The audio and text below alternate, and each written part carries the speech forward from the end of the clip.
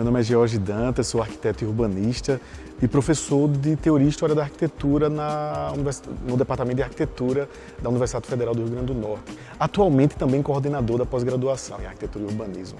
Arquiteto desde 98, formado aqui pela UFRN. Aí saí, fui estudar Hoje atualmente é o Instituto de Arquitetura e Urbanismo de São Paulo e a USP, lá em São Carlos. E me especializei nessa área de História da Cidade, História do Urbanismo, História da Arquitetura. E voltei para Natal em 2009, depois de passar 10 anos fora.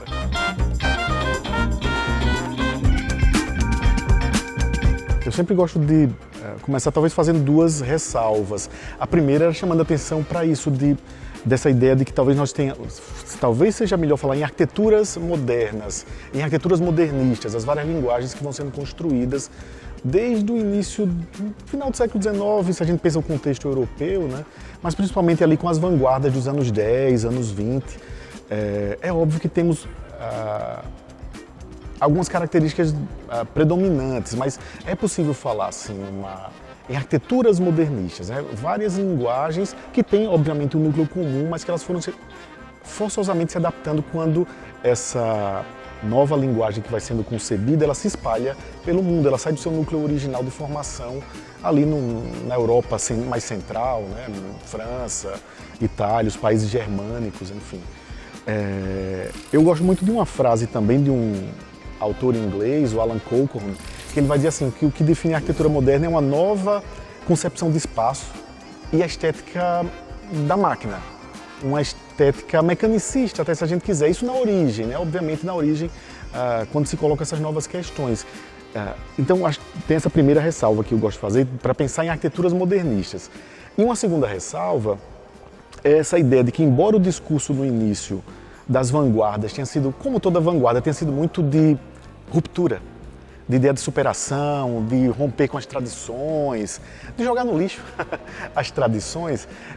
Isso foi muito forte no início, se nós vemos o próprio Manifesto Futurista falando em queimar, né, os museus, a arquitetura clássica, enfim.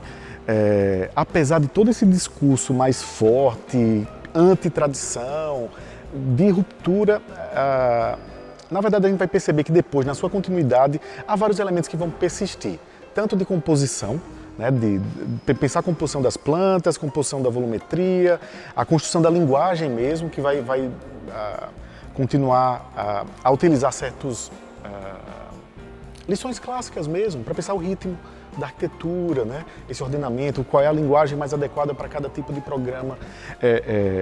E aí eu volto para aquela frase do Alan Cochrane, né? É uma nova concepção de espaço, de fato, né? Baseado numa série de questões, né? Nas novas demandas colocadas do século XIX para o século XX, demandas sociais, demandas econômicas, demanda pela moradia, né? Esse tema da habitação vai ser um tema central para pensar a própria formação da arquitetura moderna, de virar um problema digno da arquitetura.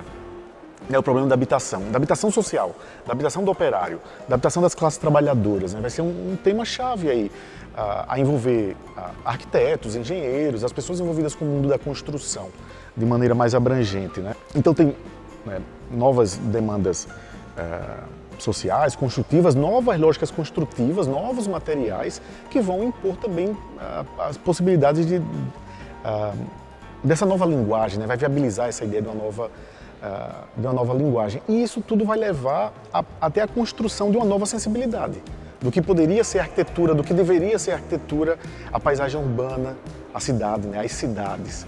Então, acho que isso é fundamental. Há várias continuidades que vão ser percebidas depois, na obra desses primeiros arquitetos modernistas, né? E essa ideia de que vão se formar várias linguagens mesmo, modernistas, né? Mesmo na Europa e depois quando se espalha geograficamente esses processos, né? Quando chega no Brasil, quando chega nas Américas, quando chega na América Latina em especial. Então tem essa ideia, né?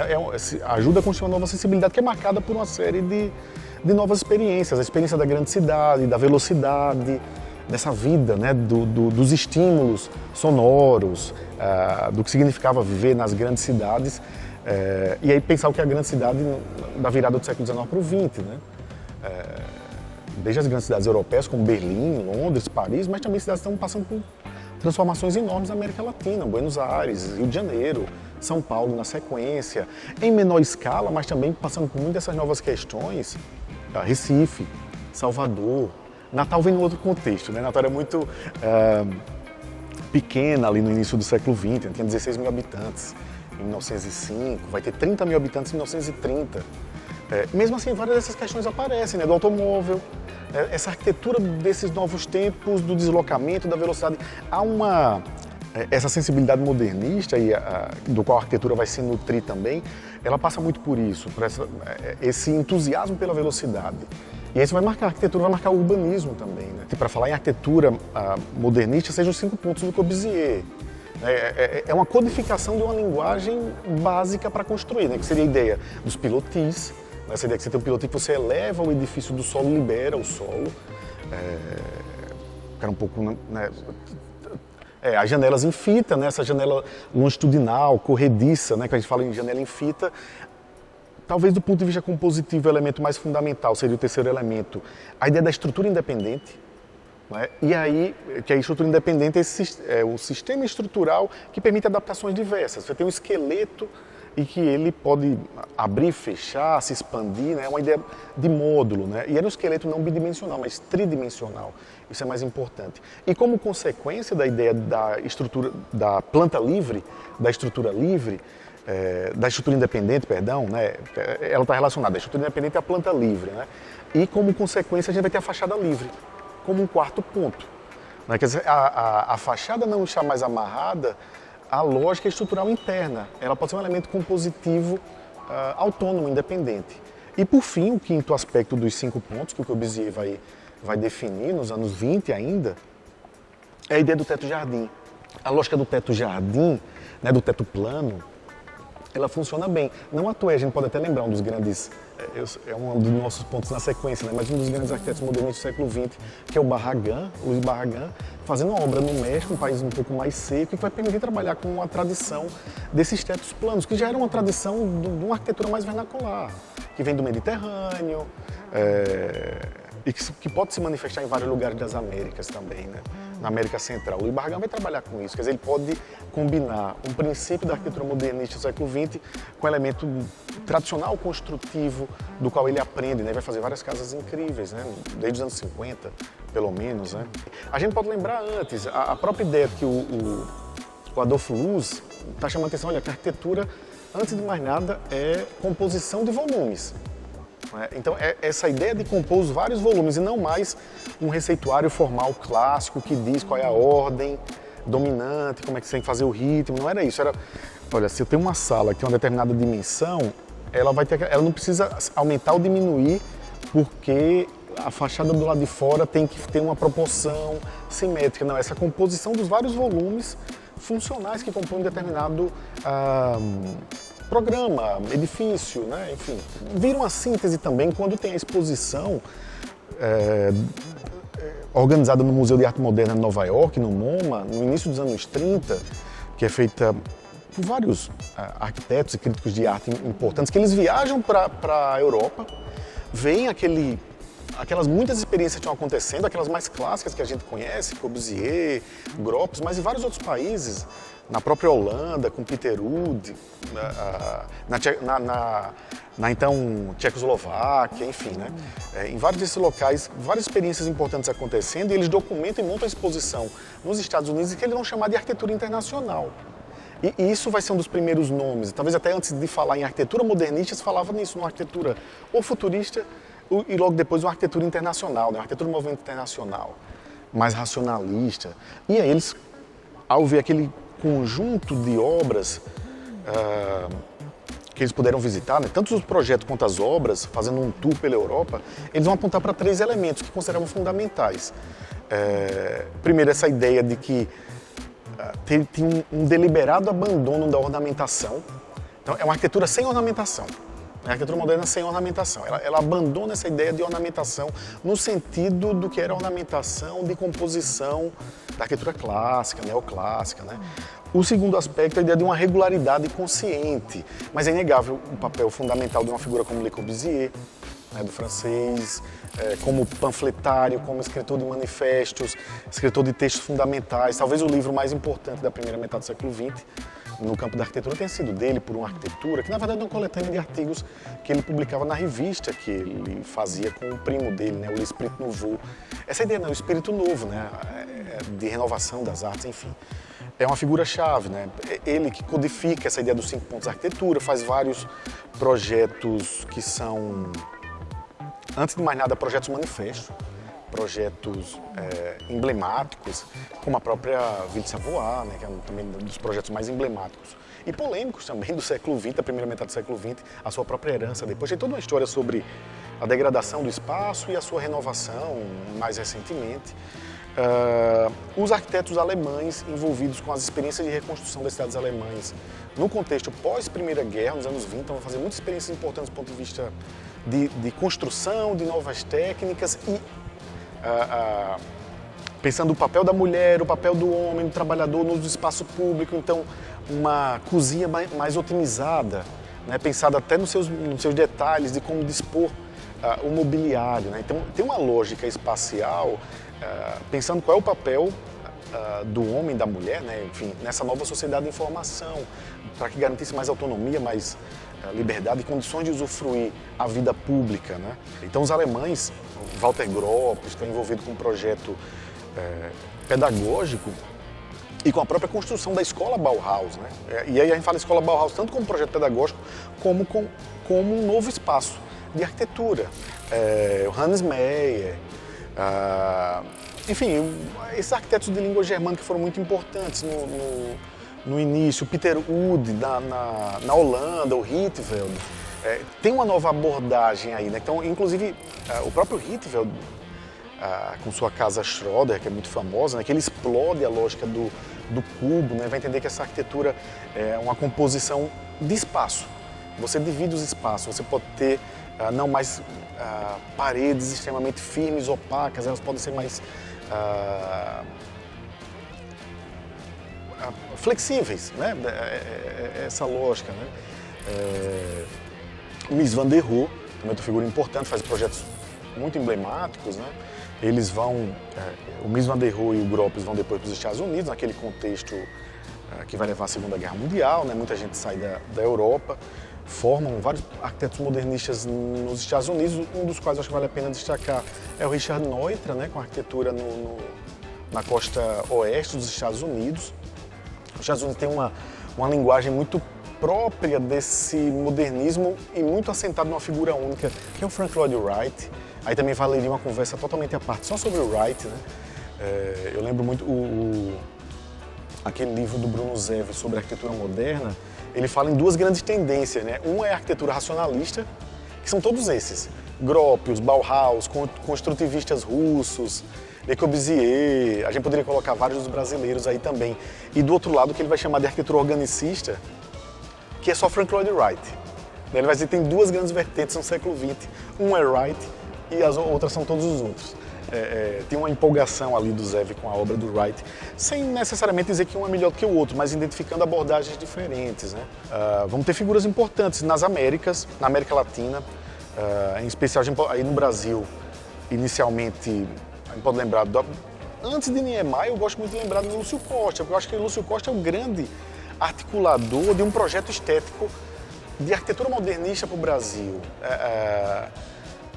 E por isso que o Lúcio Costa vai ver em Niemeyer como um grande realizador, um grande arquiteto, um grande projetista, né? Então uma certa parceria entre o Costa e Niemeyer como dois grandes nomes. Pensar-se o papel do Lúcio Costa, antes de mais nada, como um grande articulador do projeto estético modernista na arquitetura. Ele que vai fazer esse vínculo muito claro de que essa arquitetura brasileira modernista ela é a verdadeira herdeira da tradição de formação do Brasil. Muito mais do que o neocolonial, porque o Lúcio Costa foi um grande arquiteto neocolonial, antes de virar o arquiteto modernista, né? Então ele vai dizer assim, olha, o neocolonial até buscava a coisa certa, mas não sabia qual era o caminho, né? A arquitetura modernista teria... Não que necessariamente eu concorde com esse argumento, mas era essa a ideia. O papel do Lúcio Costa é fundamental nessa articulação, até para ensinar como deveria ser contada a história da arquitetura no Brasil. O Lúcio Costa é fundamental nisso. E de identificar figuras-chave, né? O Niemeyer, os jovens arquitetos formados na Escola Nacional de Belas Artes, O Lúcio Costa também é fundamental na reforma do ensino. A Escola Nacional de Belas Artes era uma escola tradicional, no sentido de seguir o modelo Belas Artes de Paris, um modelo consolidado que sirva de referência para o mundo todo. Então tem um novo projeto pedagógico sendo criado no mundo nesse momento, que tem algumas experiências na Rússia pré-revolução, algumas experiências de arquitetura integral mesmo em Roma, né? A gente está falando da Itália, né? O ensino de arquitetura clássica, mas ali tem algumas experiências novas.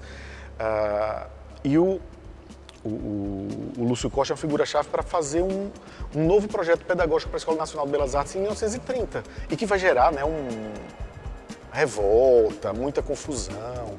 É uma primeira experiência que apontou novos caminhos e ele identifica os novos jovens arquitetos. Então, acho que eu gosto de chamar a atenção para a figura do Lúcio Costa, além dos outros mais clássicos, de inegável importância, de qualidade. E veja só, o Lúcio Costa faz isso pelo seu próprio papel institucional, né, o papel que ele ocupa como diretor da Escola Nacional de Belas Artes, depois como um dos homens fortes do Serviço de Proteção ao Patrimônio, o ISFAM, que depois vira IFAM. Ele vai ser um nome também super importante até os anos 70, né? Ele é um pouco eminência parda dentro do IFAM, né? Da própria construção da ideia do que é o patrimônio no Brasil. Lúcio Costa tem toda essa importância, escrevendo também, né, vários artigos chaves, né? Ele vai escrever sobre documentação necessária, o que era necessário pesquisar para pensar essa nova arquitetura no Brasil. Ele vai escrever também um outro artigo clássico que se chama Razões da Nova Arquitetura, em que ele está reverberando essa série de maneira muito antropofágica, né? De maneira criativa, crítica, mas toda essa experiência internacional. Ele estava tendo contato com a obra de Corbusier, e não à toa, né? O Lúcio Costa é uma figura-chave para trazer o Corbusier para o Brasil, para dar consultoria no edifício, no então edifício do Ministério de Educação e Saúde, o MES, hoje é o Palácio Capanema. A obra emblemática, não é a primeira obra modernista, mas é uma obra de porte emblemática que vai dar muita visibilidade internacional à produção brasileira, né? Então, é importante chamar a atenção dele, né, por todo o papel que ele desempenha em vários campos e como projetista também. Né, várias casas e projetos muito emblemáticos. Ele não projetou tanto quanto outros, até pela atuação dele no ISFAM, né, dando pareceres, fazendo consultoria, mas ele faz projetos muito importantes. Na verdade, eles iam colocar no rol de prédios a serem desalienados, né? Não lembro qual que é o termo correto, acho que é isso, né? Deixaria de ser prédio da União. E aí teve uma reação enorme, o CAL foi importantíssimo, juntou do Comomo, o CAL, IAB, porque é prédio emblemático assim, de reconhecimento da arquitetura internacional, da arquitetura brasileira pela mídia internacional. E um certo espanto dizer como um país que não é industrializado, né, anos 30, 40, um país que não é industrializado, como é que ele consegue ser moderno de tal maneira, fazer esse projeto? Só para lembrar de um projeto do Lúcio Costa, dentre muitos outros, o que ele faz o hotel lá, do Parque Hotel de Nova Friburgo. É um projeto que a gente entende claramente esse receituário modernista internacional, claramente adaptado, antropofagicamente adaptado ao Brasil, a um país periférico, né, fora do grande centro, né? A gente percebe claramente a ideia da planta livre, mas utilizando madeira, pedra, utilizando os elementos vazados, o muxarabi. Não deixa de utilizar o telhado inclinado, que é mais adequado para o nosso clima, né? Mas tinha toda a transparência, né?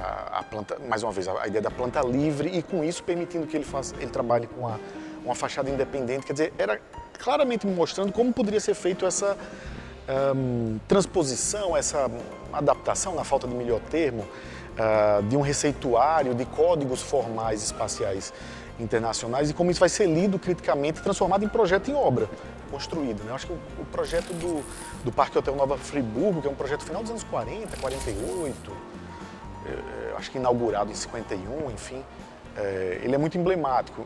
E aí, enfim, ele ajuda a chamar a atenção também para uma geração de arquitetos, muitos deles tenham sido alunos dele na Escola Nacional de Belas Artes. Niemeyer vai ser parceiro dele em vários projetos, né? Mas o Luiz Nunes, no Recife, né, que foi aluno lá, que inclusive participou da greve dos estudantes a favor da permanência do Lúcio Costa como diretor, né, da Escola de Belas Artes. Luiz Nunes faz uma série de... não é que ele não faz sozinho, ele lidera uma equipe de jovens profissionais de muita qualidade no Recife, dentre os quais Burle Marx, fazendo as primeiras... seus projetos de praça, ali nos anos 30 ainda. Antônio Baltar, que vai ser uma figura importante do planejamento regional dos anos 50. Joaquim Cardoso, né, um dos maiores calculistas do Brasil, um dos calculistas que trabalha para o Niemeyer em vários projetos, décadas depois. O Fernando Saturnino de Brito, que era sobrinho do Saturnino de Brito, né, que enfim, um dos grandes urbanistas brasileiros. Enfim, ele lidera uma equipe super importante no Recife, faz uma série de projetos importantes ali, a própria Caixa d'Água de Olinda, quer dizer, trabalhando com novos materiais, utilizando o cobogó, quase que inventando, né, o cobogó sendo apropriado pela arquitetura, pela linguagem da arquitetura modernista no Brasil, a Escola Alberto Torres, enfim, a usina higienizadora do Leite, o leprosário. A gente vê claramente essa nova linguagem sendo utilizada para esses programas de criação de uma estrutura moderna do Estado brasileiro, né? Para as escolas, enfim, né? O Afonso Eduardo Ride também é outra figura importante dessa primeira geração, a gente pode chamar, né, de arquitetos modernistas brasileiros. O Ride vai fazer também, o Ride vai fazer, dentre seus muitos projetos importantes, alguns deles em parceria com a Carmen Portinho, que era uma engenheira, eles fazem um projeto de dois grandes projetos emblemáticos de habitação social no Brasil, né? O Pedregulho e a Gávea, né? Ambos no Rio de Janeiro, dentro da experiência dos IAPs, né? Que eram os Institutos de Aposentadoria e Pensão, que produziram muito no Brasil e muitos feitos por arquitetos que não ficaram tão badalados, tão conhecidos, né? Isso acho que é uma coisa para a gente chamar a atenção dentro da produção brasileira. A gente está lembrando aqui de alguns nomes, e obviamente ao fazer isso a gente está esquecendo vários outros, né? Até antes de nós falarmos daqueles que trabalharam aqui mais próximo de nós, aqui em Natal, no Rio Grande do Norte, enfim, Paraíba, Pernambuco, né? E isso é uma coisa que chamou a atenção da crítica internacional também, desde o início. Diz assim, olha, a produção modernista brasileira, ela é muito boa, não apenas porque tem 3 ou 4 gênios, mas porque a produção média do Brasil, dos escritórios menores, é de alta qualidade. A arquitetura do Brasil era arquitetura de ponta, nos anos 40, 50, né? O que leva a um fenômeno interessante. A linguagem modernista no Brasil, ela se popularizou. Ela caiu no gosto popular. É isso, a gente pode ir nas rocas, a gente pode ir aqui nas quintas, vamos encontrar telhado borboleta, né? Que é aquele que a gente tinha conversado antes, né? Alguns desses códigos que se cristalizam em algumas fórmulas construtivas espaciais, né? Uma delas é exatamente o telhado borboleta, né? Que é essa ideia do telhado invertido, né? Ao invés de as duas águas tradicionais, invertemos e muitas vezes ela é descentralizada, né? Para você romper com a ideia de simetria, né? A gente encontra isso em casinhas pequenas em áreas rurais, né? Subindo aqui a Serra de Cuité, de Santa Cruz, ela caiu no gosto popular, porque quando essa arquitetura brasileira se dissemina mais, as escolas, né, principalmente a partir do Rio de Janeiro, mas depois Belo Horizonte, né, a partir do final dos anos 40 e nos anos 50 com Belo Horizonte, Recife mesmo, São Paulo, né, esse era o modelo pedagógico predominante que leva a essa produção modernista. E a gente, obviamente, vai ter uma cultura de massa que começa a se formar com rádio, com revista, com jornal, e vai ter a construção de Brasília nos anos 50. Então, até isso, o cobogó no formato das colunas do Planalto, né? Do Palácio do Planalto, ou do Palácio Alvorada, né? Até isso, né? Era uma maneira de se apropriar desses símbolos do que representava o moderno, né? De fazer... do Brasil se ver como moderno, da população entender que aquilo era uma linguagem que dizia respeito a essa ideia de identidade nacional, dos valores, né? Isso é um fenômeno interessante. De fato, a arquitetura modernista, ela se torna popular em vários sentidos, né? Tem uma produção erudita, né? Essa que a gente chama de erudita, a produção daqueles formados nas escolas, mas vai ser também dos construtores, dos chamados arquitetos licenciados, que eram os projetistas em cidades menores, que não tinham arquitetos residentes ainda, como Natal, né? Natal vai ter arquiteto residente mesmo, a partir do final dos anos 50. Né? Antes a gente vai ter essas figuras que vão construir com muita qualidade, como o Aguinaldo Muniz e Arialdo Pinho. Que a formação deles era a formação como desenhista técnico, projetista, acompanhando quando vinham engenheiros ou arquitetos de fora, né? E aí depois eles passaram a construir. E quando se forma o sistema, quando renova o sistema Confeacrea no final dos anos 60, né? Eles são chamados a se regularizarem, né? Tem esse fenômeno aí, né? Nós do CAL, né, somos herdeiros, né, do sistema Confeacrea. Quando ele se reorganiza, não vou lembrar a data precisa, mas ali 68, 69, aí todos eles são chamados. O desenvolvimento da arquitetura modernista em Natal, no Rio Grande do Norte, principalmente em Natal, ela tem algumas experiências já nos anos 30, com arquitetos vindos de fora. O que nós consideramos o primeiro projeto modernista é o edifício sede da repartição de saneamento do Estado. Existe ainda hoje muito mal conservado, uma série de alterações, está na Ribeira, por trás, aproximadamente por trás do Teatro Alberto Maranhão. Foi um projeto importante dentro daquelas obras, né, das grandes obras de saneamento que estavam sendo feitas ali nos anos 30. E algumas outras experiências, né? Tinha isso, né? Um engenheiro, um arquiteto que vinha de fora, ou as primeiras obras desses projetistas, enfim, que vão incorporando, né, essa linguagem. Exatamente, o uso do cobogó, o uso dos brises, essa ideia dos pilotis, mesmo que seja o pilotis para compor uma pequena fachada, né? Mesmo casas mais simples vão ter isso. A solução dos pilares em V, mesmo que ela nem tivesse uma função estrutural, mas quando a gente está pensando numa arquitetura mais popular, né? Mas ela remete a uma imagem de modernidade, do que se entendia como modernidade, né? Como desde o início, essa produção aqui em Natal tem muito a ver com a produção do Nordeste, nesse sentido de se apropriar das boas lições da arquitetura modernista brasileira, desde o início da preocupação com o clima. Né? Então, isso, né? Os elementos de proteção, de vedação, que permitem ventilação. A gente vai ver isso na Cidade Alta, né? Casa do Aguinaldo Muniz na Cidade Alta, também com aqueles padrões. E o uso do cobogó, um uso cada vez mais criativo dos cobogós, criando esses panos que geram a possibilidade de ter insolação, de ter ventilação e proteger a privacidade da família, né, da casa, enfim. A mesma ideia de ter uma certa janela em fita, que na verdade ela é um outro enquadramento da nossa tradicional varanda, ou dos alpendres, né? Só que ele com outro tipo de acabamento que dá essa ideia, dessa visão mais cúbica da arquitetura, né? E a gente vai ter várias escalas disso, né? Desde essa arquitetura mais erudita a essa arquitetura das apropriações populares, que é muito criativa, muito rica também, né? Esse é outro aspecto muito importante, é um momento muito rico e a gente sabe, Edja sempre chama atenção para isso nas suas pesquisas, essa arquitetura dos anos 50, 60 em especial, residencial, ou mesmo dos clubes aqui como a América, do Hotel Reis Magos, ou da Faculdade de Odontologia, do Moacir Gomes, essa relação mais rica com a rua, de permeabilidade física e visual, né? É mais permeável essa ideia de proximidade, mesmo que ela não fosse permeabilidade física, mas era permeabilidade visual. Mesmo que tivesse algum elemento de controle, mas muitas vezes a mureta baixa, como ainda é aqui no América, como era no Hotel Reis Magos, como ainda é na Faculdade de Odontologia. Essa ideia do recuo, de colocar o edifício num certo patamar, como é aqui no América, ele está elevado, né? Então ele ganha mais. Na verdade, é até uma solução clássica, de colocar num pedestal.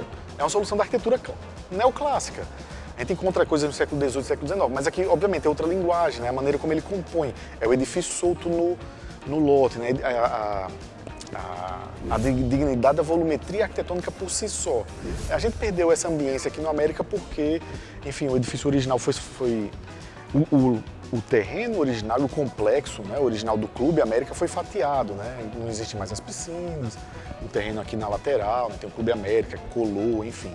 Mas a gente percebe a maior parte dos elementos dominantes aqui da sua qualidade, né? E vai ter muito isso aqui no Nordeste, aqui em Natal vai também de maneira muito clara. A aqui mesmo na América, né, os painéis do Newton Navarro, quer dizer, mesmo projeto, que é posterior até, né, mas é incorporado, Dorian Gray, tem vários deles, por exemplo, no prédio ainda do atual IFRN Campo Central, né, nas escadas, nas rampas internas, né, elas são todas emolduradas com os desenhos ali, né, dos nossos artistas, né. O próprio prédio do INSS, lá na Ribeira, na Esplanada Silva Jardim também, que tem outra característica muito interessante, que a ideia tem o pilotis que garante a calçada seja coberta, que seria um padrão muito interessante para cidades como as nossas, né? Essa ideia de que o edifício ele ocupa a testada do lote, mas nos seus andares baixos, no térreo pelo menos, ele é recuado, fazendo com que a gente tenha essa calçada coberta, né? Se a gente tivesse uma sequência maior de edifícios assim, né, teria esse tipo de passeio, né? O IPASE é feito por um arquiteto de fora, né, que trabalhava para os IAPs, né, para essa estrutura toda que existia, é um projeto dos anos 50. E ele vai ter todos esses elementos da estrutura independente que leva a planta livre, leva a ideia da fachada independente também como projeto autônomo, tem a ideia dos pilotis que ajudam a compor algo que é também importantíssimo chamar a atenção. Além dessa arquitetura residencial de qualidade, dos clubes, dos equipamentos institucionais, né, com a própria Faculdade de Odontologia, mais uma vez, há uma arquitetura de muita qualidade que acompanha as primeiras ondas de verticalização. E com arquitetura modernista que tem uma dimensão urbana muito rica, que estimula a urbanidade, que a gente vai ver em vários lugares, né? Aqui a gente tem um pouco aqui em Natal, mas o IPASE seria um exemplo dessa abordagem, dessa arquitetura que tem uma dimensão urbana estimulante, né? Que ela permite a ideia de que a gente escuta tanto falar hoje, né? Fachada livre, a permeabilidade, o uso misto, enfim. Isso foi muito rico nessa arquitetura com as galerias, como o edifício Rio Branco também, né, ali na Cidade Alta, enfim. A própria ideia das galerias, permitindo cruzar os quarteirões, né, em áreas um pouco mais antigas, né, criando outros caminhos, criando caminhos cobertos, caminhos sombreados, que são fundamentais aqui para o nosso clima, né. E aí chegando, enfim, a gente fez um pouco esse quadro geral dessa produção aqui no Nordeste e aqui em Natal. E aí eu acho que a gente pode lembrar também dos primeiros arquitetos formados, residentes, que acabam ficando, se estabelecendo aqui. Moacir Gomes se não é o primeiro, é dos primeiros. Birajara Galvão, Daniel Holanda, e eles inclusive tiveram um momento que tiveram escritórios em comum, né? O Moacir junto com o Birajara fazem um centro administrativo, né? A governadoria. Moacir Gomes é o grande nome. Essa primeira geração, né? Ele, o Birajara, Daniel, João Maurício um pouco depois, né? Que também foi professor da Universidade Federal. Esses aí já são alguns do final dos anos 60, 70, como Ronald Góes e Marconi Grévy. Eles ajudam, não vou nem dizer a consolidar, eles ajudam a construir um mercado de arquitetura aqui, né? As pessoas passam a consumir o mercado de arquitetura com profissionais, com essas figuras. E deles todos com muita qualidade e também sem estabelecer nenhum metro para dizer que um é melhor do que o outro, não é essa a questão, mas é inegável o papel do Moacir desde o início, assim, até pelo tipo de projeto que ele pôde se envolver. Ele já tinha feito ainda como trabalho de conclusão de curso nos anos 50, no Rio de Janeiro, ele se forma no Rio de Janeiro, um estádio para Natal. Ele tem um primeiro esboço do que depois seria o Castelão, depois chamado de Machadão, né? E ele vai efetivar esse projeto no final dos anos 60 até ser construído no início dos anos 70, inaugurado incompletamente, né? Não tinham as marquises ainda de cobertura, né? Mas assim, toda a concepção formal, plástica, estrutural estava definida ali, né? A Faculdade de Odontologia, o próprio edifício do CREA, do Moacir, né, Gomes, o prédio da ABB, e enfim, tem vários dos outros, o próprio Ronald Góes, já nos anos 80 faz aquele prédio que hoje é o Ministério Público Federal, ali na Deodoro, o Marconi Grévy, né, tem centenas e centenas de casas já a partir do final dos anos 70. Aí é um outro momento da produção modernista, mas ele é um desses arquitetos que dão continuidade às lições modernistas, né? Chegando até uma produção mais contemporânea, de fato, né? E a catedral, né, como um grande emblema na paisagem urbana de Natal, né? A catedral metropolitana, até hoje a catedral metropolitana ali na Deodoro, né? Do Marconi Grévy. Eu acho que esses são nomes super importantes assim, do início. Além deles, eu já falei, né, mas só para reforçar, os arquitetos licenciados, que eram o Aguinaldo Muniz e o Ariel do Pinho. Né? Então, eles fazem residência de ótima qualidade. O Aguinaldo Muniz faz, inclusive, a primeira sede do América, que foi demolida, a primeira sede do ABC Futebol Clube, que já foi demolida, ficava onde hoje é o CCAB, CCAB Norte aqui, né? Um prédio modernista, também assim, muito maduro, né? Muito desse acervo se perdeu, já muitas dessas casas se perderam. O Hotel Reis Magos foi também um projeto de ponta e que deu muita visibilidade a Natal, a chamar a atenção, né? Até porque era um hotel internacional, de padrão internacional para a época, né?